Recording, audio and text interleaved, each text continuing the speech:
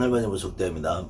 내가 무당팔자가 맞는지 안 맞는지 정말로 궁금한 내용이죠. 제가 드리는 말씀이 중요한 게 아니고 여러분들이 이제 스스로 판단해보는 중요 요점이 있는데, 이 사회생활이 안 되고 직장생활도 안 되고 사업도 잘 안 되는 분도 있어요. 분명히 있는데, 그냥 신가물이 없이 안 되는 사람하고 신가물이 있으면서 안 되는 사람의 차이점이 뭐냐면은, 사회생활이 안 되는 건 분명한데 직장생활을 하든 내가 사업을 하든 어느 순간순간 이건 뭐 1년에 한 번이다, 6개월에 한 번이다, 3개월에 한 번 이런 것이 아니고 알 수 없는 주기적으로 그냥 내가 일에 집중을 못해 멍한 상태가 돼요.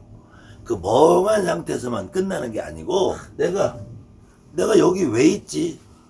내가 지금 이걸 해서 뭐하고 사나? 통상 신가물 있는 사람들은 초기에 잘 돼요, 일이.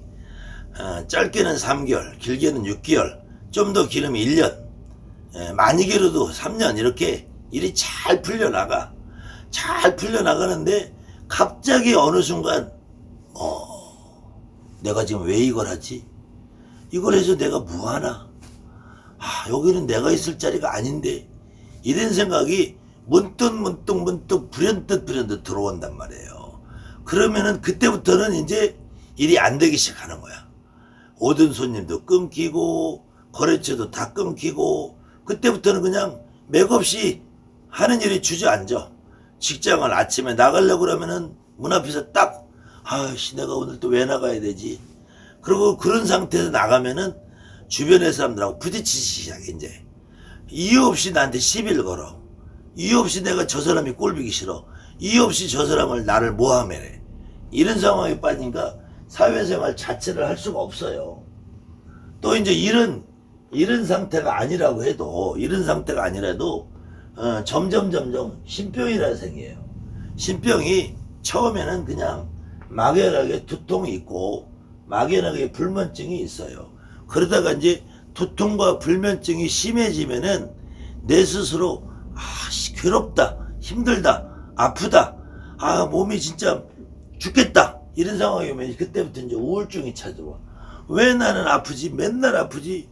이유 없이 아프지? 병원 가도 안 되고 약을 먹어도 안 되고 수면제를 먹어도 잠이 안 오고, 그저 두통약을 하루에 2알, 3알을 먹어도 안 되고, 약을 많이 먹어도 안 가라앉아.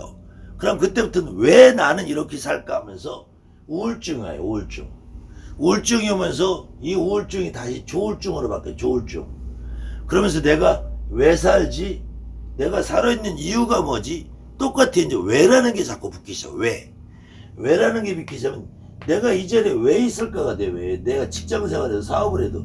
그러면은 이 신병까지 오면은 왜 사는지 뭐 이렇게 왜라는 말이 자꾸 붙어가기 시작해.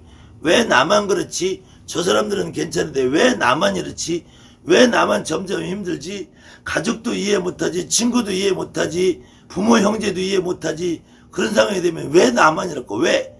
그러면서 이제 왜 나한테가 되면, 왜 내가 내 운명을 탓하기 시작해. 그러면서 이런 증상이 불면증, 두통, 우울증, 조울증이 하면은 이것 때문에 또 사회생활이 안 돼. 더 힘들어져.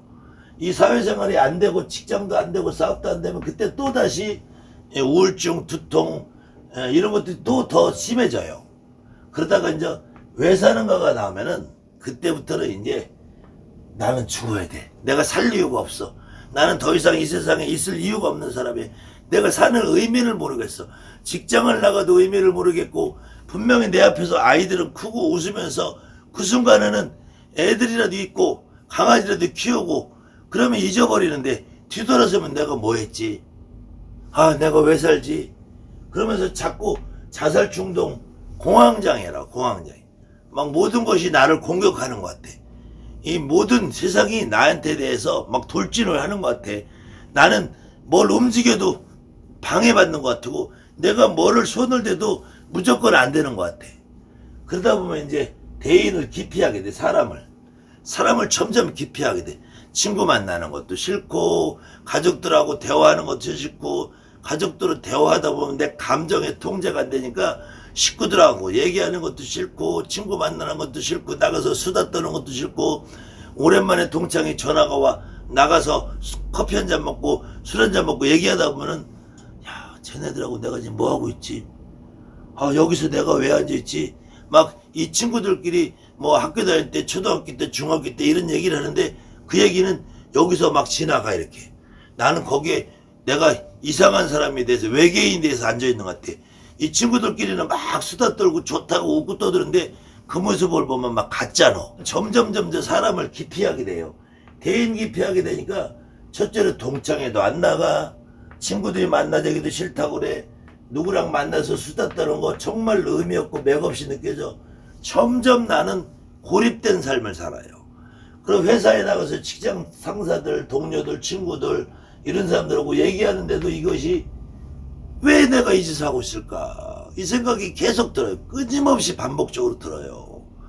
그렇기 때문에 혹시 내가 사회생활이 좀 안 되고 혹시 몸이 좀 아파도 이것이 신병인가 아니면 내가 무당이 될 팔자라도 그런가 이걸 구분짓는 방법은 사회생활이 안 되고 몸이 좀 아파도 끊임없이 내가 이런 상태가 되는 사람과 그렇지 않고 몸이 아파서 병원 가면 낫고 뭐 사고가 나서 다리 부러져도 치료가 잘 되고 그러면서 어떻게든지 내가 더 사회생활하고 직장생활 하려는데 막 일이 잘 안 풀리면 그거는 무당팔자 신병이나 이런 건 아니에요. 근데 이런 생각을 끊임없이 내가 하고 있으신 분은 신병이나 무당팔자가 될 확률이 높으신 분들이고 여기까지 있으신 분들은 분명히 이 아래에 있는 증상이 동반이 돼요. 그래서 보이기도 하고 들리기도 하고 보이고 들리는 건 아니지만 뭐 비몽사몽에서 꿈을 자주 꾸고 어느 때는 흉몽을 꾸기도 하고 어느 때는 가위 눌림 현상이 일어나고 어느 때는 꿈속에서 막 누가 나를 쫓아오는 것 같고 내가 도망가는 것 같고 그때 쫓아오는 사람이 군인 같기도 하고 경찰 같기도 하고 깡패 같기도 하고 저승사자 같기도 하고 막 칼을 들은 것 같기도 하고 막 이런 꿈을 꿔. 그러다가 그 증상이 현실에서도 보이는 것 같아. 내가 어딜 갔는데 저기에 누가 서 있는 것 같고 어딜 갔는데 저기서 누가 나를 바라보는 것 같고 이런 현상이 나오면서 여기서 조금 더 나가면은 이건 꿈인지 생신도도 모르는데 방울소리가 들리는 것 같고 방울부채가 보이는 것 같고 꿈에서 누가 나한테 방울부채를 주는 것 같고 호랑이를 타고 어딜 가는 것 같기도 하고 호랑이 탄 할아버지가 보이는 것 같고 지팡이를 들고 호랑이 탄 양반 할아버지가 할머니가 꽃갈 쓰고 오시는 분 할아버지 할머니가 뭐 물 떠놓고 춤추고 한복 입고 꽃갈 쓰고 갑옷을 입고 칼을 들고 말을 타고 뭐 이렇게 다양한 모습들이 보이기 시작을 해요. 꿈을 꿔주기도 하고 어떤 경우 뭐 부처님이 나한테 달려들고 막 빛이 달려들기도 하고 무지개가 떠다니기도 하고 불덩이가 막 날라오는 것 같고 선녀 옷을 입고 춤추는 모습이 보이고 내가 구름 타고 다니는 것 같고 별의별 모습들이 다 보이기 시작을 해. 그러다가 최고지에 오르면은 이제 내가 말문이 열려서 점을 보고 있어요. 어느 순간에 친구들하고 동체 나갔다가 내가 술 마시다가 담배 피다가 얘기하다가 수다 떨다가 뭐라고 나도 모르는 말에 툭 뱉어. 그것이 좀 더 심해질 때는 술을 한 잔 먹었을 때 아니면은 내가 그냥 무의심길을 지나가다가 횡단보도에서 누구를 봤는데 택시 타고 가는데 택시 아저씨가 뭐라고 떠드는데 나는 뭐라고 하고 있어. 이게 말문이 열리는 거야. 이게 점을 보는 상태가 되는 거예요. 그때 이 점을 보는 것은 당연히 내 의지하고 상관없이 불규칙하단 말이에요. 불규칙. 저 상대방이 원하는 상태가 아니고 상대방의 의지와 상관없이 내가 그냥 점을 보고 있는 상태가 된단 말이에요. 그러면서 이게 규칙적이 아니라 내가 통제가 하는 상태, 안 되는 상태에서 불규칙하게 일어난단 말이에요. 불규칙하게 일어나니까 나는 그것이 더 점점 고립화를 심하게 시키면서 대인기피증을 또다시 만들어. 아, 내가 사람을 만나면 안 되겠구나. 내가 사람을 만나다 또 실수하면 어떨까? 아, 내가 사람을 만나서 말을 하다 보면 저 사람이 오해하지 않을까? 그러면 점점 나는 입을 다물게 되고, 입을 다물게 되면 저 사람이, 야, 너는 왜 그렇게 내가 얘기했는데 말이 안 들려? 너는, 내가 말이 말 같지 않아? 막 이렇게 나한테 시비 거는 것 같고. 그러다 보면 나는 이 안에서 막 분노가 오르고, 분노가 오르는 걸 참는데 안 되면 조절이 안 되니까 막 이상한 행동을 하고. 이게 반복이 되는 거예요. 그래서 이렇게 1번, 2번에 있는 사람들이 반드시 3번, 4번, 5번의 과정을 겪으면은 이런 상태에서는 그래도 나 스스로 내가 무당팔자가 맞는가 보다 라고 스스로 조금씩 인정을 하기 시작을 해. 인정을 하기 시작하는데도 끊임없이 나한테는 이게 맞는지 안 맞는지 궁금한 것이 계속 남아있단 말이에요. 그리고 계속 남아있는 상태에서 여러분이 어느 경우에는 내가 살아온 환경이나 집안의 환경이나 내가 교육을 받은 그런 어떤 시스템이나 이런 것들에 의해서 내가 무당이라는 삶에 대해서 많이 멀리 떨어진 삶을 사는 분들이 있어요. 교회를 다닌다든지 집에서 천주교 성당을 다닌다든지 아니면 집에는 가풍이 굉장히 엄하고 아니면 체면을 중시하고 이런 경제적으로 부유한 가정이라 이런 데서는 더더군다나 이거를 아주 극도로 예민하게 싫어하는 경우가 있어. 그럼 나는 더더군다나 말로 표시 못하고 드러내지 못하고 거기서 어느 경우는 집안에서 창피하다고 그럴 바에는 집을 나가라든지 정신병원에 집어넣는다든지 이런 다양한 경우들이 생기면은 나는 더더군다나 움츠러들면서 자꾸 나는 이 세상에 필요 없다는 생각을 하게 돼요. 그리고 내가 무당이라는 직업을 가지고 살아야 될 어떤 환경 조성이 안 돼. 환경 조성이 안 되면 나는 자꾸 도망친단 말이에요. 그럼 이제 생각을 하는 게 그때 가면은 눌름굿을 생각해. 눌름굿. 나한테 온 신을 눌름굿을. 그럼 어디 가서 상담을 하다 보면은 누를 수 있다. 눌러진다. 그 다음에는 누르는 방법이 퇴마를 할 수 있다. 그 조상을 다 천대해버리면 된다. 아주 솔깃하죠. 그러니까 이 과정을 거의 한 번쯤은 다 겪을 거예요. 나한테 오신 분이 대부분 조상이지만 그 조상은 어쨌든 신이란 말이야. 근데 신이라는 존재를 아무리 자기들이 무당이라고 해도 그 신이라는 존재를 쫓아버릴 수 있을까? 이것만 한번 생각해 보시면 돼. 그 누른다고 눌러질까? 퇴마한다고 퇴마가 될까? 천도한다고 그 조상의 신이 가버릴까? 이거 생각하면은 이 누름굿을 선택을 안 해. 근데 많은 경우 누름굿이라는 걸 선택을 해요. 근데 안 눌러진다는 거를 한 번 해보고 두 번 해보면 알아. 안 눌러진다는 걸 알아. 그러면 그때는 다시 이제 또 몸축굿을 하자 그래. 몸축굿.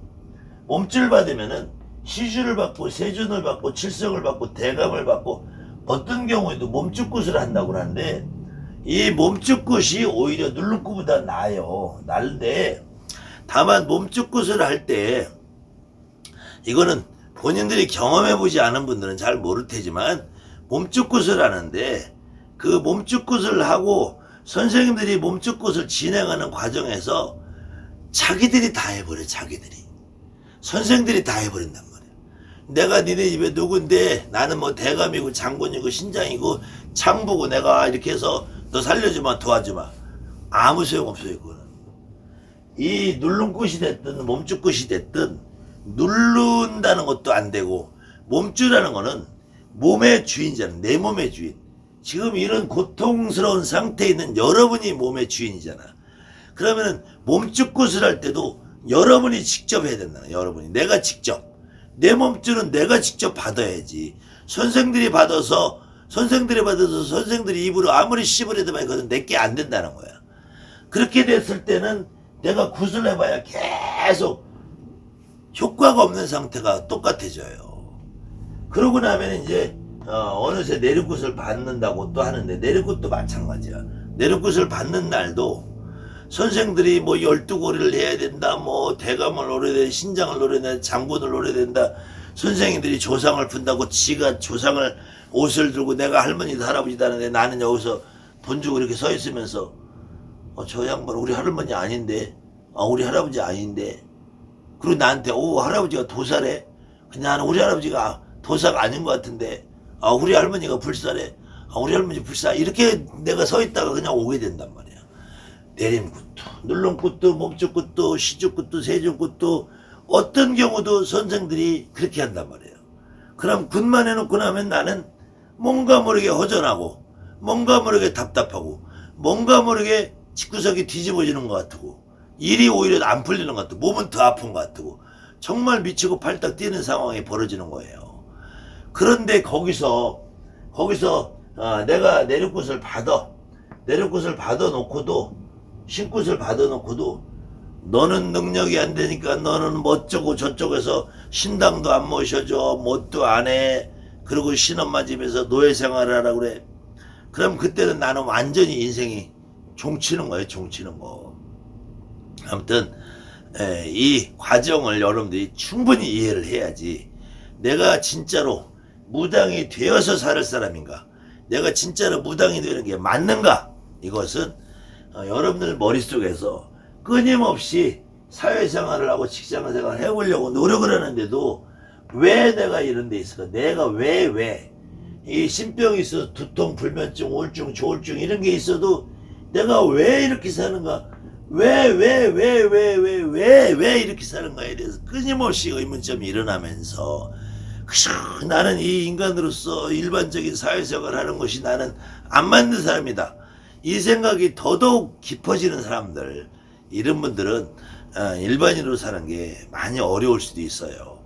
그래서 그런 상황에 있으신 분들은 내가 무당 받자가 맞구나. 다만 이제 무당이 내리굿을 받고 신굿을 받으면 내리굿을 받고 신굿을 받은 다음에 무당이라는 삶을 전념해야 되는지 아니면 무당이 아니고 몸집만 받고 신굿을 받고 내가 일반인으로 살 수 있는지 요 부분에 대한 거는 다음 편에 해드리겠습니다. 감사합니다. 하늘만 입으소.